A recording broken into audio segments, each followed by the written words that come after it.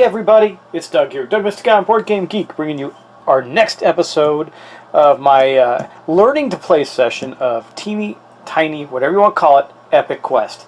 And it's going pretty well. I do have some things I want to share with you. So one of the things I do a lot of is, watch playthroughs. That's how I got into the whole concept of doing playthroughs. And I noticed on this one, I watched playthroughs from before its release, and I'm realizing now that even though I did read the rules, but I'm mixing some of them with some of the old playthroughs where it appears the rules have changed. For instance, I guess you don't have to declare what you're seeking when you go into a temple. If you can get two things at the same time, two advancements, you can. Things like that. Also, I do want to point out that on your card, you can use energy for a couple of different things. One is, you can see there, you can use it for defense, or you can use it to advance one torch or one scroll. The problem is that I never seem to have enough energy, so I haven't been using that, though I do want to tell you that you can, just so you understand it. And then, so there's some other things. I'm going to post them in the show notes tonight, just some things that you can look at. Some of them were just, well, I'll post the ones that are pertinent, and we'll go along and continue our playthrough. So why don't we get started? We're going to start with the red player. He is number 1, and that is going to be our first turn. We're going to pick our first movement card and get going. Okay, so getting started right away, the red player is going to decide to move by raft, and you'll see what he's going to do in just a moment. So let's get going to the table and start doing our moves. Now, it says in the rule book that moving through red goblin, a angry goblin, means that you're going to take use an energy and then flip him back. It says when moving through a map card, not your start or destination, with an aggressive goblin at its portal, spend 1 power to move through it. So here's what we're going to do. I'm going to actually move to that space. It's not going to do anything, I guess. So spend 1 power, and then for each such map card that the hero moves through, then flip the token over with the diamond side on the goblin. Yeah, okay, so basically I moved there. I guess that apparently won't affect the goblin because that was my destination. And then it says, I'm taking this action, move another one of your heroes. See, god dang it. I don't want to do that. Okay, forget it. Have this brilliant idea. I may not even move by raft this turn if that's the way it's going to go. It's not helping me at all. Where can he go that's really... I'm trying to get him... Oh, I know what he can do. He's going to move by Griffin. Yeah, so he's going to move by Griffin. Now that is going to take him a couple through at least one tile where there's a red goblin. So he's passing through this one. So we're going to flip this guy back over. But that is going to take a power. So he is down to 2 currently. And then he will stop there on this space. And we're going to roll these dice. Now I also realized that in a playthrough I saw before, they said these were interchangeable, but apparently they're not. You have to get, it's one or the other. You get to choose. Well, you don't get to choose. It's what you roll you get to use. So we're going to see if he can advance one of the 2 other red players with the symbols for torches and scrolls. Oh, where'd the dice bowl go, you ask? Well, it dawned on me that this is actually the dice bowl for the game. It comes in the box. It's part of the box. It says Dice Grotto, and it kind of tells you what the different dice do. So I thought I'd use that instead. Oh, he got really good roll there, except for he's not on torches. But, so he only gets 1. That's not going to help at all. I guess he can spend... You know what? Since somebody talked about it, we're going to spend a 2nd power to give himself a 2nd torch, and we're going to move one of the other guys forward. And he's going to do that in the Ice Temple so he can get ahead of the blue player and try and get to the potion before the blue player does. Because then the blue player will only simply be able to... well, do nothing, because he's in the wrong. If he goes, he's not. The only thing he could do there is get this. So we'll see if that benefited for him or not. That is his first move, and it's by Griffin. Let's go to the now blue player. So the blue player is going to move 1 diagonally to here and go ahead and take on that goblin. And then last but not least, we have the green player. The green player is way over here. He can move diagonally too. Where does he want to go? Well, the green player does have... Yeah, he's going to head actually diagonally up. Let's see if I can get everything in there for you. He's going to head up to here, start that temple, because there he will be able to advance his sword, and that will be helpful. Okay, that was by Griffin, so we're going to flip that over. That is complete, and we're going to get on to the next one with the red player, or the green player picking the card. No, sorry, blue player, right? So the red player started, blue player, green player, back to red player. Oh, yes. So the next person to pick a card will be the blue player. All right. So, what's he gonna do? What's he gonna do? He's got one guy in a castle. Where can he go from there? He's thinking about, you know, he's already heading to the third spell. Can he get to the third spell moving? How can he move to get to the third spell? Let's take a look at that. It is a weird red symbol. So, I'm looking for it on the board to see if he can get there. Oh no, it's way, well, no, it's way far away. Yeah, okay, but he can get there. He's going to, yeah, he's going to travel by raft. So he's going to pick the raft travel. He's going to come from here and he's going to sail all the way around to this shrine over here where he can get the next symbol on the spell card, which you can see right here. That's the next one. He can actually get to that. He's doing pretty well on the spells. And that's going to be his move. And then we're going to go to the green player, and he is going to take his next move. He's unfortunately got everybody, well, he's still got a guy in a castle. What can he do by ship that'll be really helpful to him? He'd like to get to, oh, I know where he's going to go. Okay. He too is going to take off by ship, and he's going to land up here on that space to learn the second spell. That'll make it easy for him. And red is now going, man, I'm getting really behind on those spells. That is really bad. But he gets to move. He can't move by raft. He could, but he'd have to take one of the guys of the temple. So he's going to forego this move. That means he's not going to move at all, which means green player is going to get to pick the next card, and that's going to be the end of the raft movement. Okay, well, the green player is going to pick move by foot, just to, yeah. No, he's going to pick move by horse, because I don't think anybody's going to actually do that. He's trying to stifle the red player from moving a little bit. Everybody's kind of where they want to be, so basically the red player doesn't move. Well, he could move one over, I guess, but how's that going to help him? It's not. So yeah, he doesn't move at all. Everybody forgoes their movement on that, which means that our third movement has been dealt with. And then the red player gets to move next, and that's going to be the last one. He's going to pick by foot, and what he's going to do is move down here to this temple. Okay, so that's that. That's all the movement. So we are going right away on to the night phase. That was a very, very quick round. So first up for the night phase is going to be the red player. We're going to go roll his dice. Ooh, I'm dropping dice all over the place. I got to find them now. Hold on. Okay, I got them. All right, here we go. Let's see what we get. Well, we got a couple torches, which are going to help the red player. He's got a goblin and 2 energy. So let's go deal with the goblin and 2 energy. Well, he doesn't have enough energy to stop that, so he'll take 1 point of damage, and then he'll get 1 energy. And the blue player will get the next energy and go up to there. And again, I'm using these little mushrooms because my set did not come with the little power tokens. They're sending them to me, which is, I've already gotten a confirmation they're on the way. That's cool. They responded very quickly, so they did the right thing. Now, let's go back to the dice bowl. So this roll helped a couple players. It primarily helped red, who's going to advance 2 on that track. And then up here, the green player gets to advance 2 in that temple, and the forest temple as well. And then we're going to move to the blue player to roll his dice. Okay, let's see what we get. 2 fists, that's great, I guess. If you're green, no, it's not. Well, nope, that's going to help the blue player. 2 energy and a scroll. Well, the scroll's not going to do any good, but the energy will. Now, his energy can go up to 5 because he has spell scrolls, so it's helped him a lot. His energy's gone up to 5. But actually, sorry, it goes up to 4, not 5. He only gets 1 of those, and then the green player gets 1. And then, well, he's going to immediately spend 1 again to takes 2 scrolls, and he's going to do that to catch up with the red player in the ice temple. See if he can get ahead of him. But the green player gets to do his thing as well. They get 2 fists. So the blue player also gets to damage this goblin twice. So he's right there. That's good.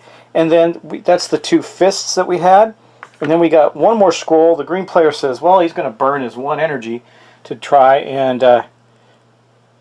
no. Sorry, not the green player. Green player can't do anything with that. He's on... The only space he's on with a temple... Well, that's not true.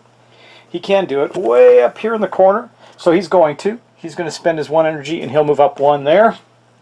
And then the red player will also spend an energy because he wants to complete this first during the night phase. I don't know. How does that work? Because he's going to have to try and rest before the blue player, right? Because that's the only way he's going to be able to collect on the bottle. Let's see, the red player also he'll also be able to advance his shield. So either way he wins out. It really depends on who rests first and who gets there first, the blue player or him, as far as the bottle is concerned. Okay, that's it for that roll. So we're going to go on to the green player now. He's going to roll. Well, last time we were burgeoning with magical energy. It was going to explode. This time we don't seem to be getting any, and we didn't get any again. We got a goblin and a energy, and then a fist, a scroll, and a torch. So those aren't going to be very helpful, but the goblin and the energy means that the green player is down to 2, and because he doesn't have enough to burn the energy, and he's going to go up 1 on energy, and that's going to be it for that. Then he gets a fist and a scroll and a torch. Well, I suppose, since we're doing it, but I think this is going to come back to bite us, I'm going to burn that extra energy just got to get true scrolls. That'll give him 1 additional scroll to the 1 that he rolled, and he'll move to the end of that track, which will allow him to not only get the book, but it'll also allow him to advance his magic staff. Okay, then that was the green player. So then the red player, what's he going to do? Let's see. Let's look at his stuff. He only has 1 energy left. I'm a little worried about him using it. I think he's just going to sit tight. He's not going to do that. So basically, none of those do him any good. Then the blue player gets to nail the goblin 1 more time, and then it goes to the red player to make the red player's roll. Gosh, that's a bad roll. That was a bad roll for everybody almost, except for green, who got to take a little advantage of it, but he's getting hurt. So now the red player goes. Red player gets a goblin. Oh, there's the magic. 3 magic and a fist. Okay, so he's going to take a point of damage, so that puts the red player down to 3. I'm not going to flash over to his board. It's 3 now. And then we go 1, 2. So that's pretty good. Blue only needs 1 to advance, so he's got to make that happen. Green, however, no, green needs 1 too. So once they get to 1, they'll be able to rest and advance their spells. It's pretty good. Okay, and that really, the fist for blue player, that's it. That's all they get to do. Wow, that's crazy. Well, it looks like the blue player will kill that goblin, which is helpful. But now we're going to go back to the blue player. He's definitely going to keep rolling. I do like this push your luck element to it. You know, when do you decide to stop and rest? Well, let's see what he can do.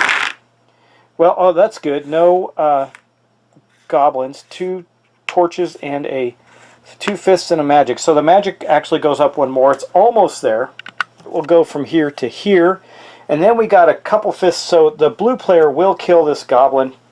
I'm just going to take it and put it on next to his mat so I don't forget about it. And then there's 2 torches, and that is going to help 2 players. First off, we'll start with, since the blue player went, we'll start with the green player. His movement is going to take him up there on that forest track, and then the red player is going to advance 1 more. He hasn't quite made it to the end of that temple track yet, but that's the blue player's dice roll, and that's it for them. That's all that happens. They definitely need some more magic. This is going to be a very low-scoring game for my first game, I think, with all these guys. But we'll see. Okay, so this is going to be the green player, right? Yeah. Green player rolled a goblin. And then got a scroll, a fist, and energy. So this is bad for the green player. Since he rolled already, he really can't do anything about it, but he is down to 1 and 1. He's about to be knocked out, which means he'll lose all the options that he gets for all his stuff. That would be really tragic for him. But he does get an energy, so he'll go up to 2. He can block 1 hit now, which is good, but he's only got 1 hit left.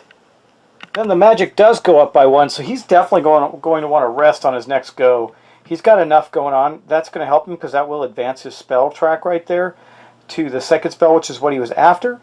And then we got a fist and a scroll. The fists don't do anything. Nobody's doing anything with them. And on the scrolls, the blue player is going to burn an energy and go down to 2 to get a second scroll. Now that I'm doing that, I'm doing it too much, I think. Anyway, he's going to pop down here get in here so he's at the end, and we'll see who gets to rest first, if it's red or blue. Red's not quite ready to rest though, so we'll see. We'll see. Okay, that is going to be all of the dice for the green player, so we're going to move on to the red player. He's going to roll. Okay, let's see what he gets. 2 fists. Well, that's good. There is no... Oh, and 2 torches. I think he just succeeded at what he needed to do. The fists don't do him any good. The magic, however, goes up by 1, which really doesn't have much of an effect on how this turn's going to end up. But then we got people with 2 torches. So starting with the red player, he is going to get that right there, and he'll make it to the end of his track. The blue player is not on anything that will be advanced by torches, but the green player also gets to advance on to the end of his track, and that is awesome. That's basically all that's going to happen with those dice rolls. We're going to go around to the blue player, who is going to, I believe, rest. As I look at his board, he completed the goblin, he gained the spell, and he finished the track he was on. So he's going to get to rest before the red player, and that makes a significant difference because he is on that Ice Temple track. So he rests. Now, when you rest, you get to take all heroes on your portals, on obelisks, or the last space of a temple track, and return them to your castle. Portals, obelisks, in the last turn on your track. Okay, so that means that he's going to go out of the ice castle. Now, there's a couple things for him. He had already advanced his sword there, so it's not going to help him. All he really wanted was this jug. So he got it, though. He discovered that, so he's got both that same character has the flute and the jug. So let me get the jug out off the board. This is it. And what does it do? It says at the end of the day, immediately roll the dice and gain 1 health for each energy rolled. And that's the jug right there. So we're going to place that on the meeple. He's now got the flute and the jug. Pretty cool stuff. He is heavily magicked up.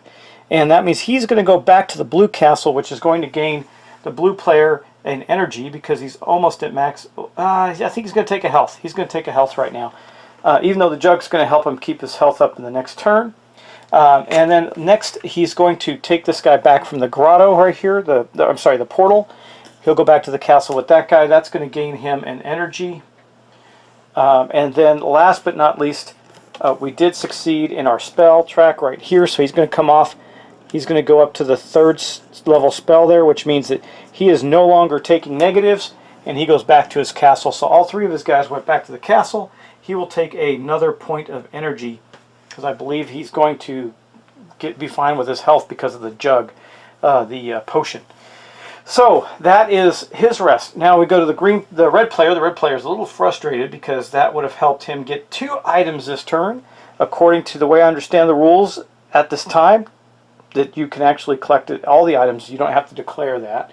So he finalized this one here, the Ice Temple. So he goes back to his castle, and he will get an advancement on his magic shield. So he's 1 step closer to getting the shield. I don't know. I wonder if any of these guys, they got 2 turns left. I suppose I'll get their items pretty soon. He also completed this track, which means he's going to go back to there. Oh, I didn't give him. I'm going to give him a health for the first one and an energy for this one, and then he will get to also advance on his staff, so his powerful staff. Okay, that is the red player. I'm sorry, I'm doing this out of sequence. I should have been doing the green player. They're all going to rest because none of them were healthy. But I'll just wrap up the red player now. Then I'll do the green player. It's not going to make any difference. The red player has 1 guy up there. That's the end of that. The reason I skipped to the red player is because of completing the water temple with the blue player. It made a difference. Anyway, it's not going to matter in the end. Okay, so we are going to then, I got to replace a card for him doing that.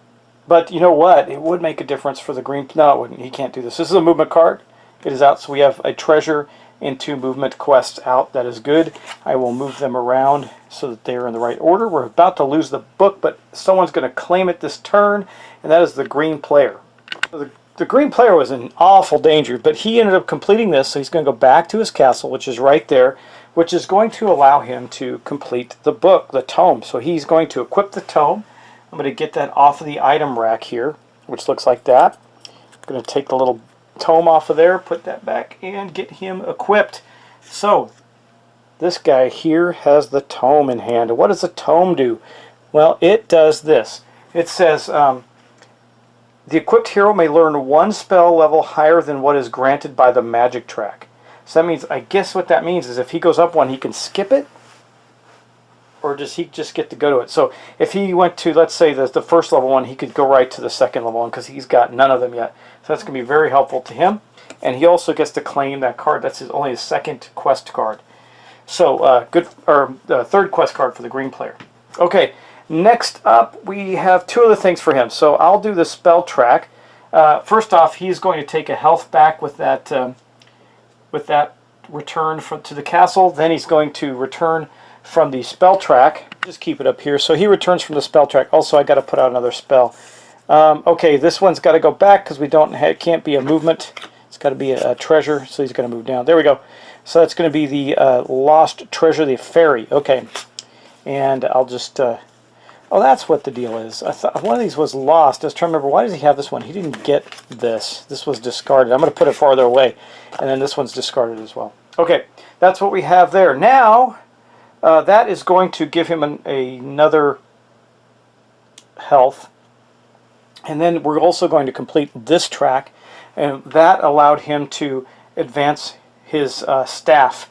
So the green player gets to advance his staff up there. Okay, three of his players return. He's going to take that last one in, I believe, energy. That'll put him up to 3 and 3 health and energy. And that is going to end our turn, guys. So let's do the cleanup of stuff. Oh, I forgot to do this. He's actually advanced one here, so he's on the second spell there on the spell track, and the red player's got none. So during the recovery or the reset resolution phase, the first thing that happens is this goes all the way back to here. And then we're going to flip any passive goblins to an aggressive side and fill any empty portals. Well, we only have one empty portal. It's right here, and all the other ones are already on an aggressive side. So that's the way it's going to stay. Yeah, that's. Oh, you know what? Didn't somebody move past here? I guess not. No, I guess they didn't. Okay, and then we're going to flip all the movement cards back over. We did take quests, so there will not be a quest reset. And then we're going to pass the first player marker back to the blue player for the fourth turn. And then we're going to advance this by 1. And that's going to complete our turn. We're 1 turn away from completing this game playthrough, this learning session that I've done. So I hope you like it. I think it's a neat game. I really like the idea of moving around the little items and the meeples and stuff like that. That's pretty cool. Clever idea. Clever idea. Plus, the gameplay is pretty smooth. It moves pretty quickly. And is rather intuitive. I do like it. Alright guys, well, thanks for watching. Thanks for subscribing. I hope you're getting some enjoyment out of this, and we're all learning this together, so hope this will help you with your playthrough. And I will talk to you next time, so take care and have a great week ahead of you. Bye-bye.